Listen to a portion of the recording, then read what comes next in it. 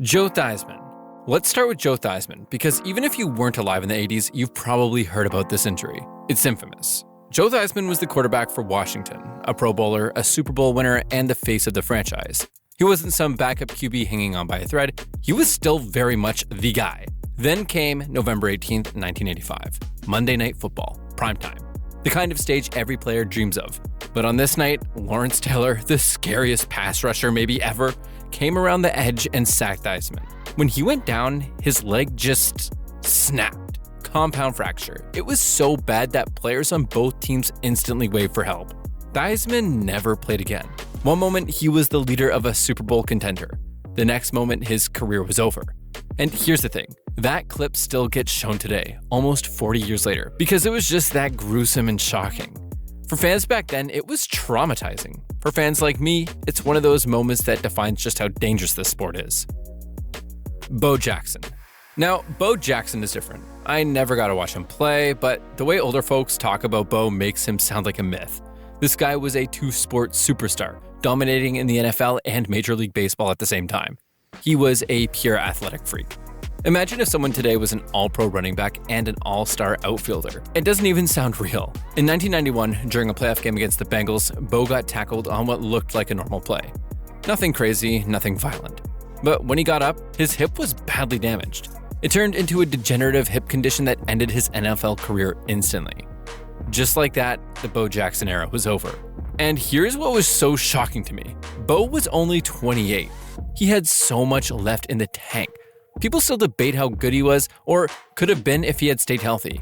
Some say he might have been the greatest running back of all time. Others say he could have gone down as the most unique athlete in sports history. Instead, all we get are highlights and the legend of Bo knows. For me, Bo is the ultimate what if. We'll never know, and that's what makes it hurt even more. Dennis Byrd. Dennis Byrd's story is heartbreaking. He was a defensive lineman for the New York Jets, and in 1992, during what looked like a routine play, he collided with his teammate while going after the quarterback. The hit paralyzed him from the neck down.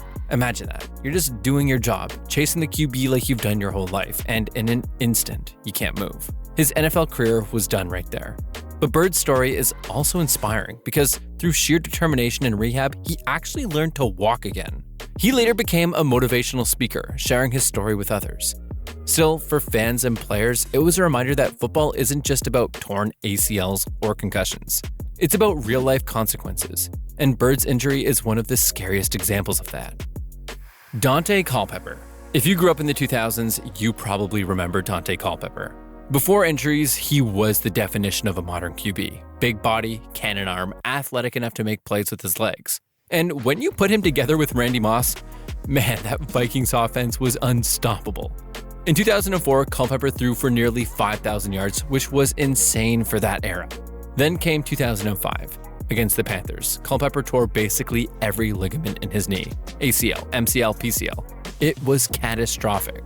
After that, he was never the same, and obviously. He tried to come back, bouncing around the league with the Dolphins, Raiders, and Lions, but the magic was gone. This one hurts because Culpepper could have been the prototype for today's quarterbacks. He was Josh Allen before Josh Allen, but bigger. If he stayed healthy, maybe we're talking about him as one of the greats. Instead, he's a name people my age only know from highlight reels and what-if conversations. Carson Palmer. Carson Palmer's injury is one of those what-could-have-been stories that changed a whole franchise. In 2005, he had an MVP-level season with the Bengals. He was finally giving Cincinnati fans hope after years of being one of the worst teams in football. Then came the playoffs against the Steelers. On his very first pass attempt, Palmer launched a bomb downfield and immediately got hit low by Kimo von Oliphant. His knee exploded. Torn ACL, torn MCL, cartilage damage. The Bengals went from legit Super Bowl contenders to done in a matter of seconds. Palmer came back and he still had a good career, but he was never quite the same in Cincinnati. He eventually found success with the Cardinals, but for Bengals fans, that one play still stings. It feels like they lost their best chance at a Super Bowl because of one unlucky hit.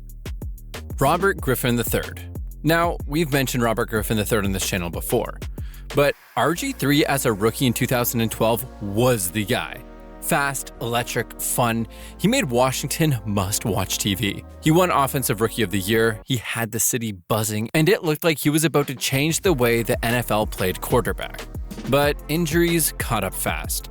By the playoffs, his knee was already hurting, and in the wildcard game against Seattle, it completely gave out. Torn ACL, torn LCL, torn meniscus. He tried to come back the next season, but he just wasn't the same. RG3's story is tough because he had the talent to be a superstar.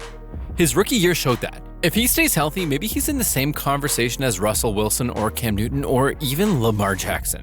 Instead, he became one of the biggest what-ifs of the 2010s. For young fans like me, it was one of the first times we saw a career truly derail in real time.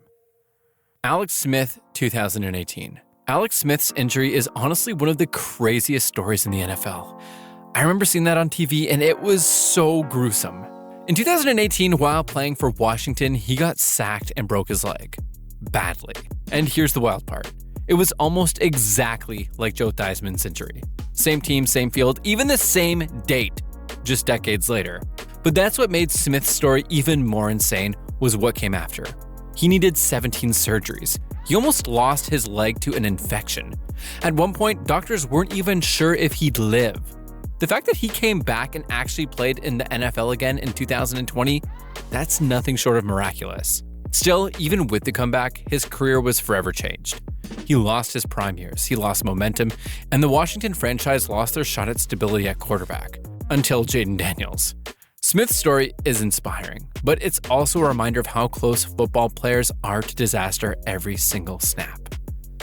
Andrew Luck. Andrew Luck is a little different because his career wasn't ended by one freak injury.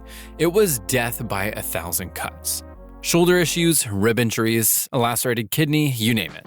He took hit after hit, year after year, because the Colts couldn't protect him. By 2019, at just 29 years old, Luck shocked the entire NFL and retired.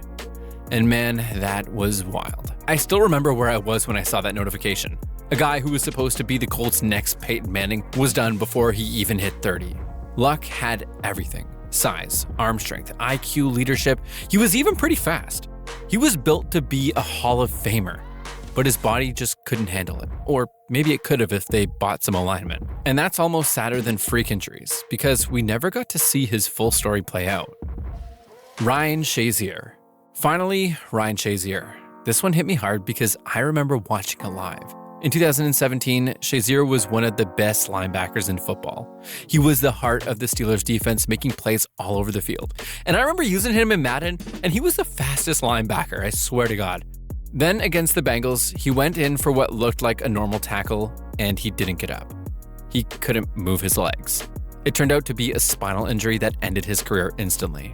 The fact that Shazier fought to walk again is incredible. It shows his toughness and determination. But for fans, it was devastating. One moment you're watching your team's defensive star. The next, you're realizing he'll never play again. And back when I was a kid, the Steelers used to be my favorite team. So, I always tuned into a game from time to time, and watching that was just absolutely heartbreaking. And that's the thing about the NFL. It's the highest of the highs and the lowest of the lows. These injuries remind us how fragile this game really is. Some players like Alex Smith and Dennis Byrd became symbols of resilience. Others like Bo Jackson and RG3 became what-if legends.